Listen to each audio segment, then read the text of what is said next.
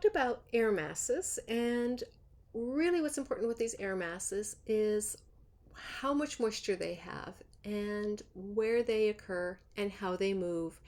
And with that, we can now start to talk about storms. And with talking about storms, we need to start out with the largest storms on the planet, which are tropical cyclones.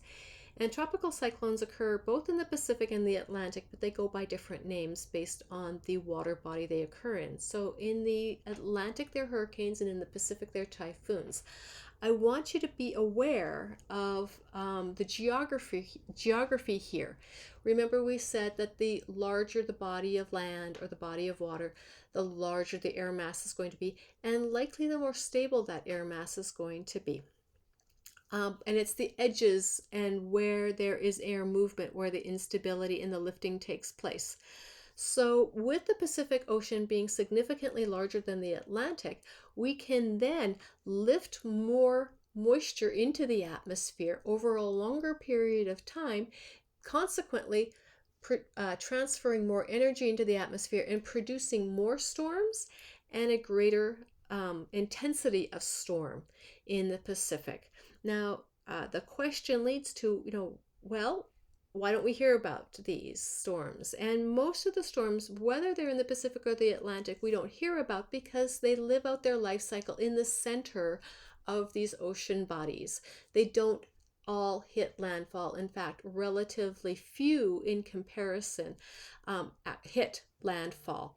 So with that, what we end up getting is the need to recognize that just because they don't hit landfall, that they're not important to our everyday lives. And if you're a business major, this is of particular interest if you're interested in international commerce and the moving of goods and services globally, that those goods that are coming from Asia, or they're coming from Europe, or they're coming from Central and South America are traveling through these waters, and they are going to encounter these storms. And so logistics needs to accommodate for how do you get around these storms? How do you negotiate these storms, particularly during hurricane season, which lasts several months?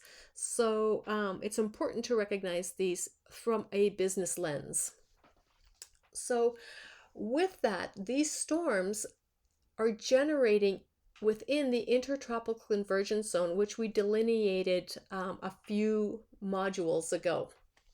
And in that intertropical convergence zone, we're getting a high pressure cell pulling air into the equatorial zone, producing the trade winds. And initially, in the intertropical convergence zone, where we're getting 12 hours of really intense sunlight every day, we can really warm up these waters at these low latitudes, lift this air to then produce a cloud mass here that then gets pushed westerly along these trade winds from the edge of Africa, the western edge of Africa, or the western edge of North America and South America, across these bodies of water, where then the Coriolis effect is going to then rotate them northward in a clockwise direction, or rotate them southwards in a counterclockwise direction, then moving storm cells in these bodies of water, and perhaps then interacting with the adjacent land masses.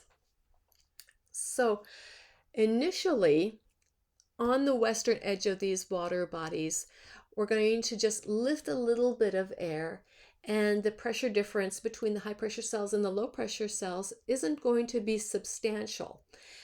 So wind velocities are going to be low. When they're between 0 and 38 miles an hour, we've got a tropical depression occurring.